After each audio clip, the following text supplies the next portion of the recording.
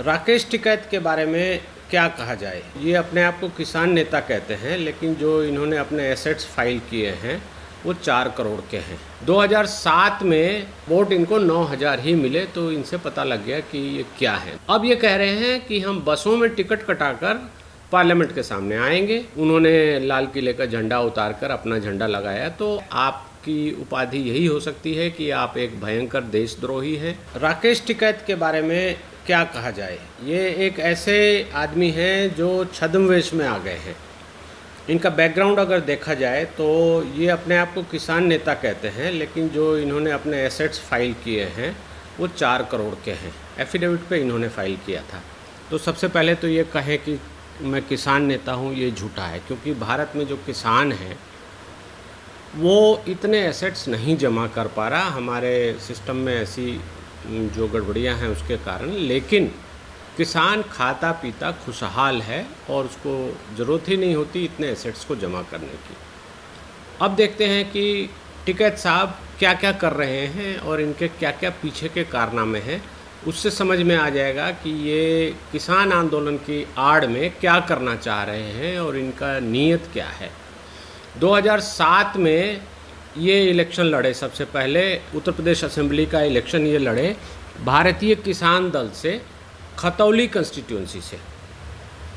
गौर कीजिएगा, वहाँ इनको कांग्रेस का समर्थन प्राप्त था। इन्होंने ऑफिशियली सपोर्ट लिया था कांग्रेस का, और कांग्रेस का कैंडिडेट वहाँ नहीं था, और वहाँ बीएसपी का कैंडिडेट जीता था। तो ये दिखाई दे रहा है कि ये वहाँ पर कांग्रेस का एजेंट बन के और बीएसपी के वोट काटने के लिए ये वहाँ खड़े हुए थे और नॉमिनेशन डाला था।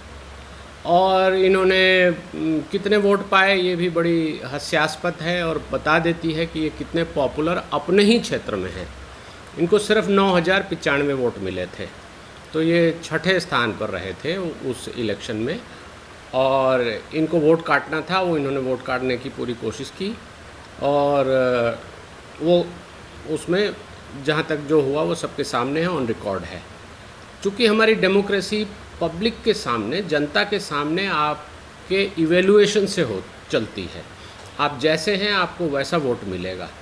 आप झूठ वैसे बोल दें, प्रेस में बोल दें या कोई नाटक कर लें, लेकिन जब आप इलेक्शन में जाएंगे, सीक्रेट बैलेट की जब बारी आएगी, तो लोग आपके कंडक्ट को अपने हिसाब से तौलते हैं, समझते हैं। और हो सकता है आपकी रैली में लोग आके खड़े हो जाएं, लेकिन वोट आपको जब नहीं मिलता तो आपकी पोल खुल जाती है। रैली में तो बहुत तरह से झूठ बोलकर लोगों को लाया जा सकता है, मिसलीड करके लाया जा सकता है, या लालच देकर लाया जा सकता है। तो वो नाटक ये करते रहें, और वोट इनको 9,000 ही मिले, तो इनसे पता लग गया कि ये क्या है। 2007 में इनका ये कारनामा था। उसके बाद इन्होंने चुप बैठे रहे, कुछ कुछ इधर उधर करते रहे। फिर 2014 में इनको फिर से राजनीति में एमपी बनने का सपना आया, तो इन्होंने जाकर आरएलडी जो राष्ट्रीय लोक दल है उससे इन्होंने टिकट लिया और अमरोहा कंस्टिट्यूंसी ये पहुंच गए लोकसभा का इलेक्शन लड़ने। जो महागठबंधन था एनडीए के अगेंस्ट, उसमें ये शामिल हो गए। इसीलिए दिखाई दे रहा है कि आज एनडीए की सरकार के विरुद्ध इनकी सांस क्यों निकल रही है, ये दिखाई दे रहा है। और ये हर बात के लिए सरकार को दोषी मानते हैं, क्योंकि ये तो पहले से ही चाहते थे कि एनडीए का वोट काटा जाए। तो अमरोहा पे इनकी और भी शर्मनाक हार हुई, ये इनकी जमानत जब्त हो गई और इनको वोट मिले 9500 सिर्फ। गौर करने की बात है कि वहाँ पर अमरोहा में 6,000 तो नोटा के वोट गए थे। तो ये तो नोटा का मतलब ये होता है जो नकारा जा रहा है कैंडिडेट को। तो 6,000 नोटा के वोट थे और ये 9,000 पे आकर रुक गए। तो वहाँ से बीजेपी के कैंडिडेट जीते। ये दिखाई दे रहा है कि ये कितनी घटिया राजनीति में घुसे हुए हैं। पहले इन्होंने बीएसपी के कैंडिडेट के खिलाफ कांग्रेस का एजेंट बन के टिकट लिया और वोट काटने की कोशिश की। उसके बाद 2014 में इन्होंने एक आरएलडी का टिकट लेकर और वोट काटने के लिए पहुंच गए बीजेपी के कैंडिडेट के। तो बीजेपी के कैंडिडेट से ये बुरी तरह से हारे। जो इनकी कंस्टिट्यूंसी है, इनका क्या हुआ, तो ये कौन है क्या है, इस बैकग्राउंड से पता लग जाता है। अब चूँकि ये ताक में थे, मौके में थे और कहीं ना कहीं से ये प्रायोजित हैं, क्योंकि जो सरकार काम कर रही है किसानों के लिए, जैसे ही कानून नया बना, जैसे ही किसानों के भले के लिए काम करना सरकार ने शुरू किया, तो ये आकर खड़े हो गए। यहाँ ये भी गौर कीजिएगा कि कोई भी सरकार किसानों द्वारा ही बनाई जाती है। हमारी अर्बन पॉपुलेशन बहुत कम है, और अगर बीजेपी को 60 करोड़ 70 करोड़ वोट मिले हैं अभी, एनडीए के घटकों को और भी मिले, तो उसमें से 80% किसान हैं जिन्होंने कि इस पार्टी को समर्थन दिया है।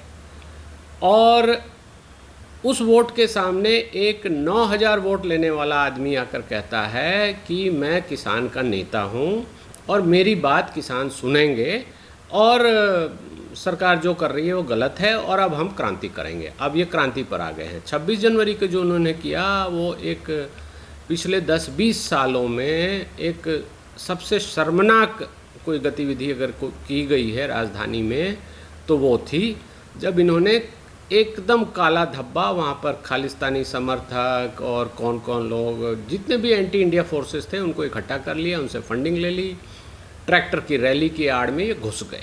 अब ये कह रहे हैं कि हम बसों में टिकट कटाकर पार्लियामेंट के सामने आएंगे, पार्लियामेंट के बाहर शांतिपूर्वक बैठेंगे। 26 जनवरी को जो इनका शांति प्रदर्शन था वो हम सब जान चुके हैं। दिल्ली पुलिस के जवानों की जान ले ली इन्होंने, और एंटी इंडिया हमारी ही धरती पर रहकर और इसी धरती के विरोध में नारे आपने लगाए। खालिस्तान के जो लोग आए थे उन्होंने लाल किले का झंडा उतारकर अपना झंडा लगाया। तो आप तो देशद्रोही हैं, देश विरोधी आपके लिए सॉफ्ट वर्ड है, आप देशद्रोही हैं। अब जो आप करने जा रहे हैं इसके लिए आप देशद्रोही सर्टिफाइड हो गए। संसद में आप चुनाव जीत कर तो नहीं घुस पाए, 9000 वोट पर सिमट कर रह गए, जमानत आपकी जब्त हो गई। तो अब आपके पास यही नाटक बचा है कि संसद के बाहर जाकर बैठे और संसद की गतिविधियों को बाहर से कहीं ना कहीं प्रभावित करने की कोशिश करें। ऐसा नहीं होता है। हमारे संविधान में ये लिखा गया है कि सांसद जो चुन के आते हैं वो समूचे भारत के लोगों का प्रतिनिधित्व करते हैं।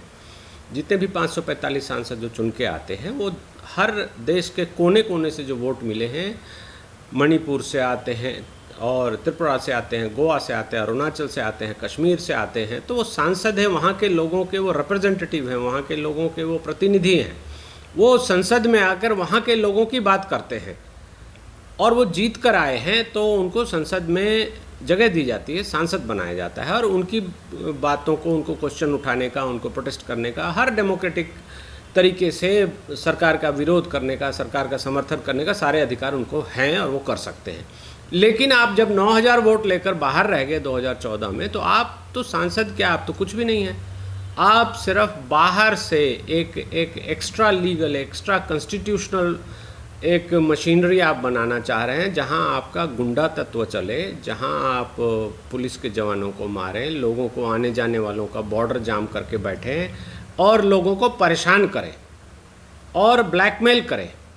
ये कुछ नहीं है।